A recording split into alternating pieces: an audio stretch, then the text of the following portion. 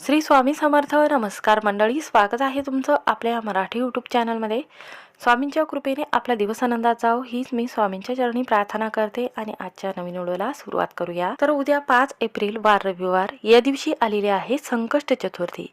चैत्र संकष्ट चतुर्थीच्या दिवशी तुम्ही उपास नाही केला तरीही चालेल, पण आवर्जून आपल्या मुलांच्या बुद्धीमध्ये प्रगती होण्यासाठी, घरातील सर्व शत्रू यांचा नायनाट होण्यासाठी आणि तुमच्या मनातील कितीही कठीणातील कठीण इच्छा पूर्ण होण्यासाठी हा उपाय मुलांसाठी खूप प्रभावी म्हटला जातो. कारण ही संकष्ट चतुर्थी आलेली आहे. या संकष्ट चतुर्थीला एकदंत संकष्ट चतुर्थी म्हणून ओळखले जाते. हा दिवस जो आहे तर तो पूर्णपणे पवित्र आणि शुभ म्हटला जातो. असं म्हटलं जाते की तुमच्या मनातील सर्व इच्छा ज्या आहेत, कितीही कठीण असेल तर ती इच्छा पूर्ण होण्यासाठी या दिवशी सकाळीच तुम्ही उपास नाही केला तरीही चालेल, पण सकाळीच घरात आणा या झाडाचं एक पान.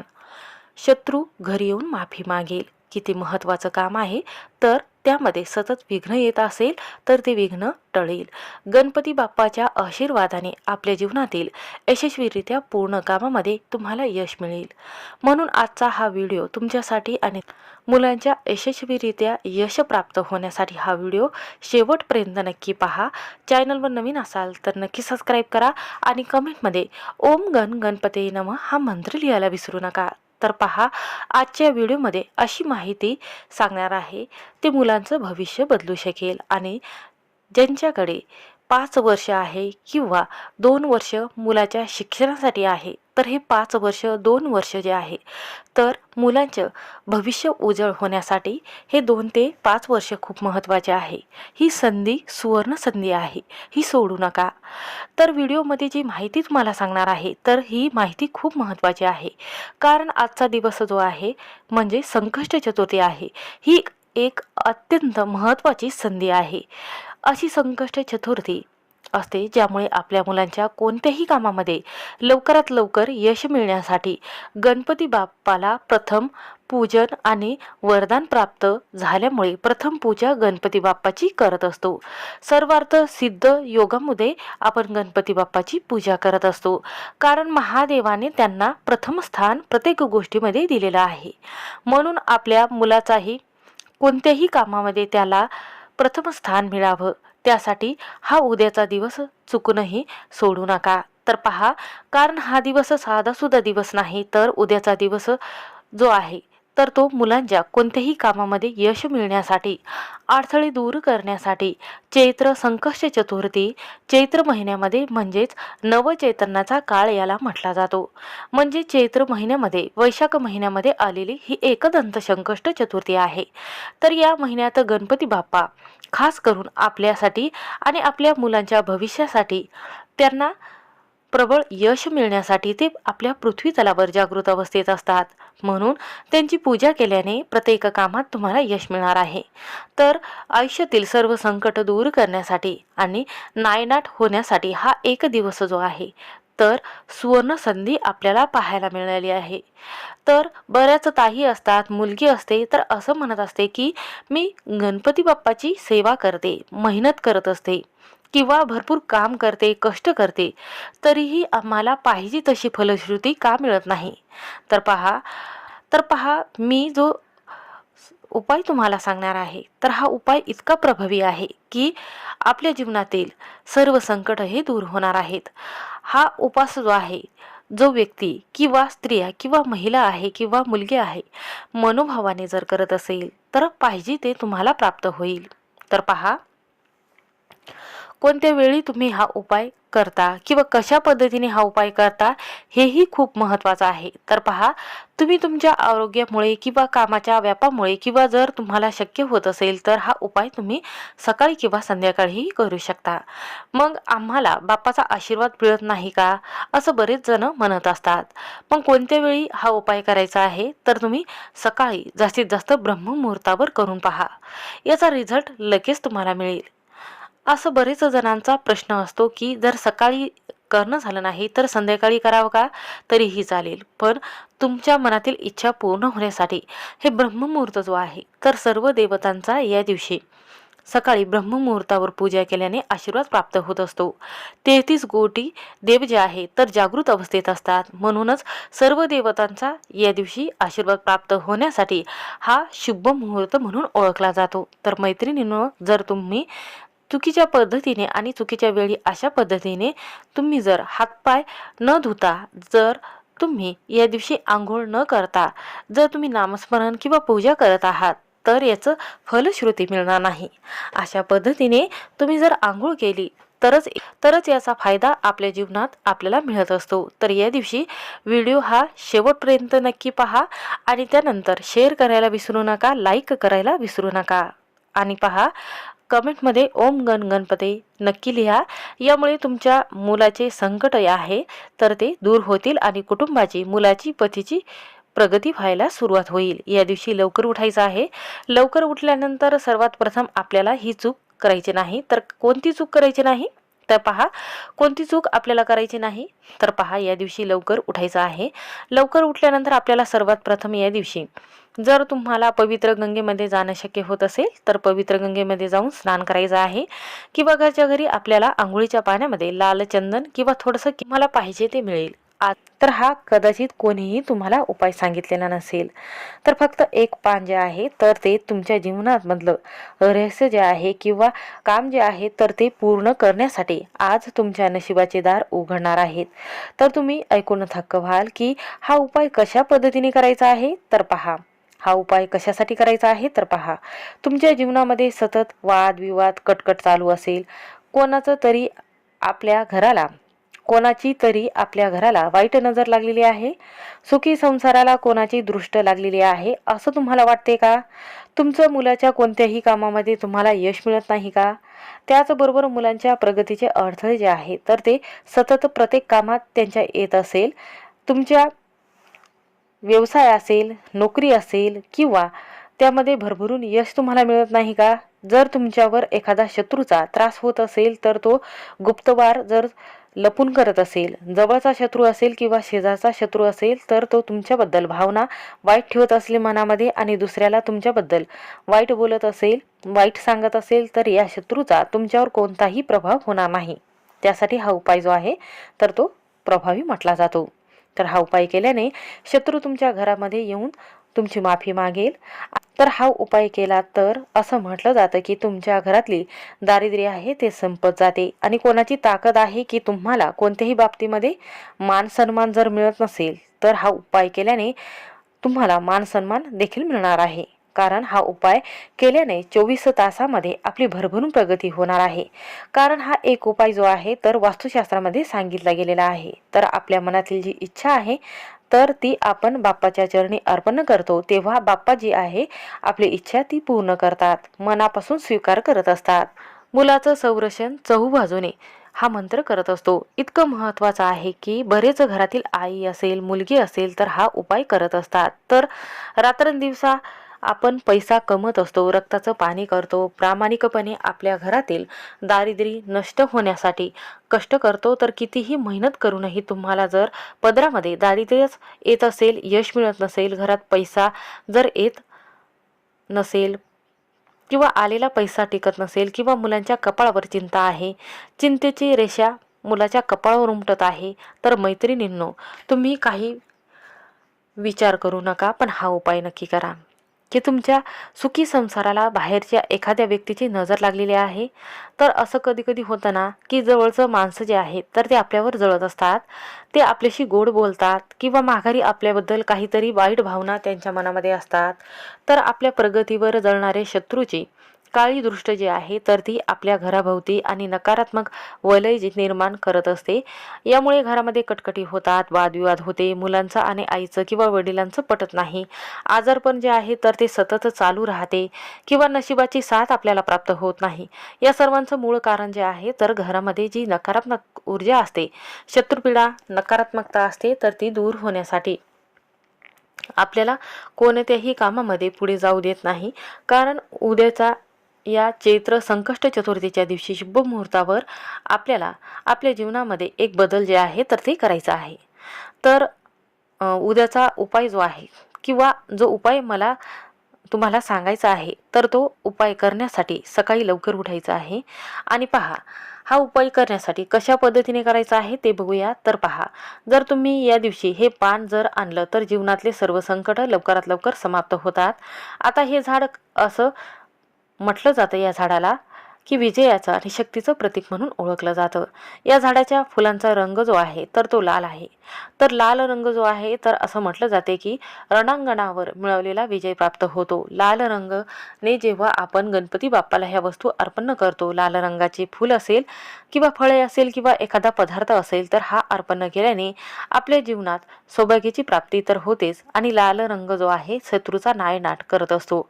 मी ज्या झाडाबद्दल तुम्हाला बोलत आहे तर तो इतका महत्त्वाचा आहे की या झाडामध्ये साक्षात ब्रह्मदेवाचा वास असतो. या साक्षात श्रीहरी विष्णू बरोबरच 33 कोटी देवांचा वास असतो. हे झाड वास्तुशास्त्रामध्ये सांगितलं गेलेलं आहे. तर त्याचं शक्तीचं किंवा कोणत्याही कामामध्ये तुम्हाला यश मिळवायचं असेल, शक्ती प्रदान व्हायचे असेल, मुलाच्या बुद्धीमध्ये प्रगती होण्यासाठी असेल किंवा कोणत्याही कामामध्ये तुम्हाला यश मिळवायचं असेल, तर आवर्जून या दिवशी आपल्याला एक कण्हेरीचं फूल किंवा पान आणायचं आहे. तर कण्हेरीच्या झाडाला संस्कृतीमध्ये करवीर असं म्हटलं गेलेलं आहे. तर आता तुमच्या मनामध्ये विचार आलेला असेल की कण्हेरीचं फूल हे गणपती बाप्पाला इतकं प्रिय का आहे? आम्ही कधी गणपती बाप्पाला हे फूल अर्पण केलेलं नाही, पण पहा, याचं महत्त्व वास्तुशास्त्रामध्ये सांगितलं गेलेलं आहे. आपल्याजवळ दरवाजाजवळ हे झाड लावलेलं असते, पण याचं महत्त्व आपल्याला माहिती राहत नाही. तर पहा, हे झाड जितकं सहज उपलब्ध आहे तितकंच याचं रहस्य जे आहे किंवा उपाय जे आहे तर बरेच व्यक्तीने केलेला आहे. तर हे ते झाड, आणि जर तुम्ही या झाडाचं एक जर पान घरामध्ये आणलं आणि या झाडाचा अशा पद्धतीने जर तुम्ही वापर केला तर यशस्वीरित्या पूर्ण कामामध्ये तुम्हाला यश मिळेल. आता हे पान किंवा लाल कण्हेरीचं फूल आहे, तर याला अनन्यसाधारण असं महत्त्व वास्तुशास्त्रामध्ये दिलं गेलेलं आहे.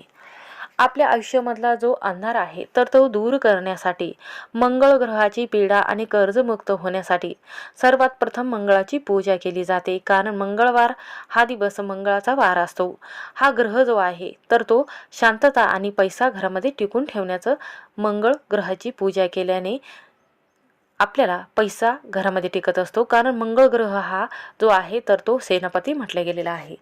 जर मंगळ ग्रह जर तुमच्या कुंडलीमध्ये कमकुवत असेल, तर मजबूत नसेल, तर कर्जाचा डोंगर वाढत जातो.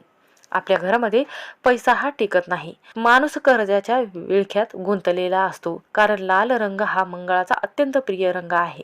जेव्हा आपण कण्हेरीच्या पानात मंगळाची ती ऊर्जा जी आहे तर ती या पाण्यामध्ये बघत असतो, तेव्हा त्यांच्या पत्रिकेमध्ये, जसं की मुलांच्या मंगळ दोष असेल पत्रिकेमध्ये किंवा राहूकेतूचा त्रास असेल, असं तुम्हाला वाटत असेल की त्यांच्या जीवनातलं जे कर्ज आहे तर ते लवकरात लवकर फेडण्यासाठी हे झाड एक कर्जाचं डोंगर कमी करण्यासाठी वरदान म्हटलं गेलेलं आहे.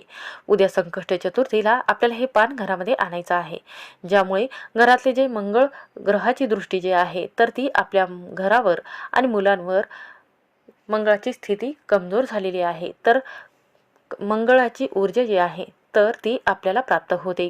कर्ज जे आहे तर ते हळूहळू कमी होते. आणि असं म्हटलं जाते की देवी लक्ष्मी देवीला आणि गणपती बाप्पाला वरदहस्त आशीर्वाद जो आहे तर आपल्याला प्राप्त व्हायचा असतो. तर असं म्हटलं जातं की देवी लक्ष्मी आणि गणपती बाप्पाचं नातं आपल्याला सगळ्यालाच माहिती आहे. गणपती बाप्पाला लाल रंग प्रिय आहे, जास्वंदाची फुले प्रिय आहे, 21 दुर्वा अर्पण केल्या जातात. कारण तुम्हाला माहिती आहे का, लाल रंग जो आहे जसं की कण्हेरीचं फूल आहे हे साक्षात विजय लक्ष्मीचं फूल आहे. त्यांना आवडते, त्यांना प्रसन्न करण्यासाठी हे फूल अर्पण केलं जातं. म्हणून उद्या संकष्ट चतुर्थीच्या दिवशी हा सर्वात मोठा दिवस असतो. जेव्हा आपण या पानाचा किंवा फुलांचा अशा पद्धतीने वापर करतो किंवा उपाय करतो, तेव्हा ही साक्षात आपल्या जीवनातले जे डोक्यावरचं कर्ज आहे तर ते साक्षात गणपती बाप्पा विघ्नहर्ता ती पूर्ण करत असतात. विघ्नहर्ता देवाची शक्ती जी आहे तर ती तुमच्या घरामध्ये प्रवेश करते. हे पान म्हणजे तुमच्या घरासाठी एक लोचिंबक आहे, जे चित्रकलं तर निघणार नाही. म्हणजेच हे जे सुख समृद्धी आहे तर ती लक्ष्मीला स्वतःकडे खेचून घेण्याचं काम करत असतो. एक संरक्षण आपल्या मुलाच्या भोवती राहत असते. जुन्या काळी ऋषीमुनी तपश्चर्या किंवा पूजा तपस्या करत होते, तेव्हा त्यांच्या आश्रमाभोवती वाईट शक्तीचा वापर कोणीही त्यांच्यावर करू नये, त्यासाठी करवीर म्हणजे कण्हेरीच्या झाडाची लागवड ते करत होते. या झाडामध्ये एक प्रकारची नैसर्गिक सुरक्षा कवच आहे, म्हणून आपल्या दारामध्ये हे झाड आवर्जून असावे. यामुळे नकारात्मक ऊर्जा जी आहे तर ती घरामध्ये प्रवेश करत नाही. याचं पान फूल ज्या घरात किंवा ज्या घराच्या आजूबाजूला प्रत्येक देवाच्या चरणी अर्पण केले जाते, तेव्हा आपल्याला त्यांचा आशीर्वाद तर प्राप्त होतोच, आणि नजर बांधा, करणी बांधा, तांत्रिक क्रिया जी आहे तर याचा प्रभाव आपल्यावर होत नाही. शत्रू तुमच्या विरुद्ध काहीच कारस्थान करत नाही, आणि जे पाहिजे आहे तर ते तुमच्या जीवनातील एक रहस्यमय जीवन, मूलभूत गरजा पूर्ण करण्यासाठी शत्रूने कितीही वार केला तरीही तो तुमच्यापर्यंत पोहोचण्याआधी या पानाच्या शक्तीमुळे नष्ट होतो. कारण या झाडाचं पान जे आहे किंवा फूल जे आहे तर ते निसर्गाच्या प्रत्येक पानात आणि फुलात ईश्वरांचा अंश म्हटलं गेलेला आहे. उद्याची जी संकष्ट चतुर्थी आलेली आहे, तर या संकष्ट चतुर्थीची ऊर्जा आपल्याला प्राप्त होण्यासाठी गणपती बाप्पाची पूजा मुलांकडून करून घ्यावी. आपल्या मुलांना जो त्रास आहे तर तो त्रास कमी होण्यासाठी हा एक उपाय जो आहे तर तो प्रभावी म्हटला जातो. आता सर्वात प्रथम आंघोळ झाल्यानंतर लाल रंगाचे वस्त्र परिधान केल्यानंतर आपल्याला या झाडाजवळ जायचं आहे.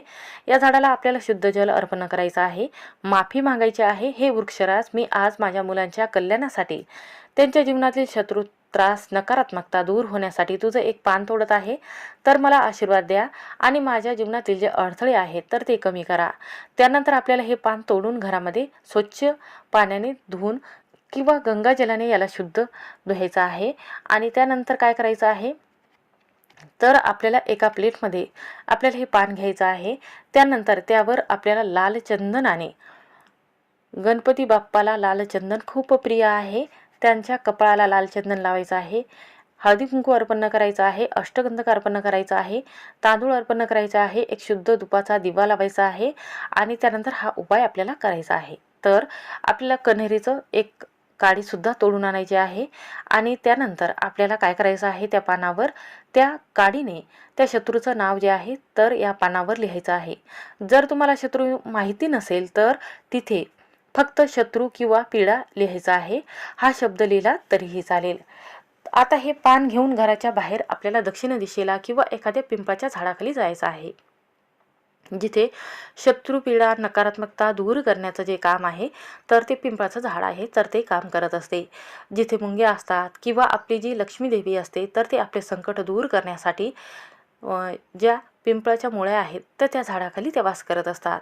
सर्व दुःख आहे, साडेसाती आहे किंवा आपल्या मागे जे दोष आहे, कुंडलीमध्ये मंगळ ग्रहाचा दोष आहे तर तो कमी करण्यासाठी हे जे पान आहे तर तिथे आपल्याला जे माती आहे तर ती आपल्याला काढायची आहे, गड्डा खंदायचा आहे, आणि तिथे हे जे पान आहे तर तिथे ठेवायचं आहे. तर मनामध्ये असा विचार आपल्याला ठेवायचा आहे की माझा शत्रू आणि त्याची जी शत्रुपीडा आहे तर ही मातीत गाडलेली आहे. तर 24 तासामध्ये तुम्ही चमत्कार पाहाल. शत्रू तुमचं नाव चुकूनही घेणार नाही.